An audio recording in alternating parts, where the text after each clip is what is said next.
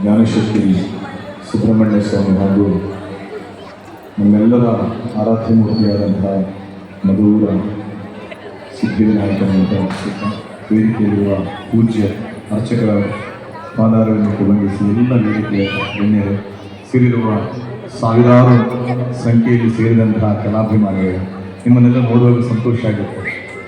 ನಾವು ಯಕ್ಷಗಾನಕ್ಕೆ ಬಂದದ್ದು ಸಾರ್ಥಕ ಅಂತ ಹೇಳಬೇಕು.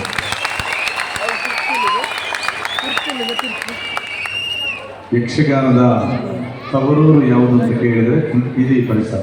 ಪಾರ್ಥಿ ಸುಬ್ಬಯ್ಯನಂತಹ ನಮಗೆ ಪಿತಾಮಹ ಪಾರ್ಥಿ ಸುಬ್ಬಯ್ಯ, ಯಕ್ಷಗಾನದ ಪಿತಾಮಹ. ಅಂತಹ ತವರೂರಲ್ಲಿ ಯಕ್ಷಗಾನಕ್ಕೆ ಈ ರೀತಿಯಲ್ಲಿ ಒಂದು ಪ್ರೋತ್ಸಾಹ ಸಿಕ್ಕುತ್ತೆ ನಮಗೆ ಅಂತೇಳಿ ಹೇಳಿದರೆ ನಾವು ಧನ್ಯರು, ನಾವು ಭಾಗ್ಯವಂತರು ಹೇಳಿಕ್ಕೆ ಬಯಸ್ತೇನೆ.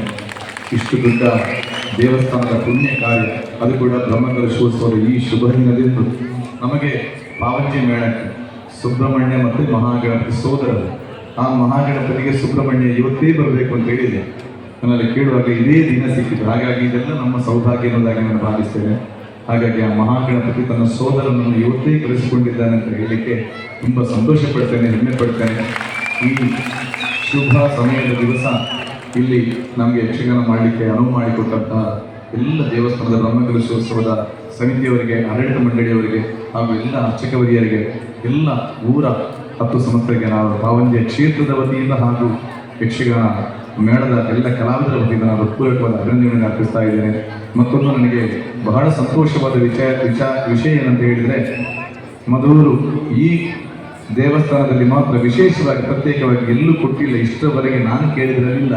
ಯಕ್ಷಗಾನಕ್ಕಾಗಿ ಒಂದು ಪ್ರತ್ಯೇಕ ವೇದಿಕೆಯನ್ನೇ ಕಲ್ಪಿಸಿಕೊಟ್ಟಿಲ್ಲ. ಇದು ಕರಾವಳಿಯವರು ಕಲಿಯಬೇಕಾದಂತಹ ವಿಚಾರ ಪ್ರತಿಯೊಬ್ಬರು. ಯಾಕೆಂತ ಹೇಳಿದ್ರೆ ಇಡೀ ವಿಶ್ವಮಟ್ಟಕ್ಕೆ ನಮ್ಮ ಭಾರತ ದೇಶದ ನಮ್ಮ ಸಂಸ್ಕೃತಿಯನ್ನು ಇಡೀ ವಿಶ್ವದಲ್ಲಿ ಪಸರಿಸುತ್ತಾ ಏಕೈಕ ಕಲೆ ಯಕ್ಷಗಾನ. ಅದು ನಮ್ಮ ಕರಾವಳಿಯದ್ದು. ಆ ಕರಾವಳಿ, ಅದು ಕೂಡ ಈ ಪರಿಸರದಲ್ಲಿ ನಮಗೆ ಯಕ್ಷಗಾನಕ್ಕೆ ಒಂದು ಪ್ರತ್ಯೇಕವಾದ ಒಂದು ವೇದಿಕೆಯನ್ನು ಕಲ್ಪಿಸಿಕೊಟ್ಟಿದ್ದಾರೆ ಅಂತ ಹೇಳಿದರೆ ನಿಮಗೆ ಯಾವ ರೀತಿಯ ಅಭಿನಂದನೆ ನಾವು ಹೇಳಿದ್ರು ಸಾಕಾಗಲಿಕ್ಕಿಲ್ಲ. ಯಕ್ಷಗಾನ ಕಲಾವಿದರೆಲ್ಲರ ಪರವಾಗಿ ನಿಮಗೆ ಅಭಿನಂದನೆಗಳನ್ನು ಸಲ್ಲಿಸುತ್ತಾ ಗೌರವಕ್ಕಾಗಿ ವಂದಿಸ್ತೇನೆ. ನಿಮ್ಮೆಲ್ಲರ ಆಶೀರ್ವಾದ ನಮ್ಮ ಮೇಲೆ ಇಲ್ಲ ಅಂತ ಹೇಳ್ತಾ 2 ಮಾತನ್ನು ಮುಗಿಸ್ತೇನೆ. ನಮಸ್ಕಾರ.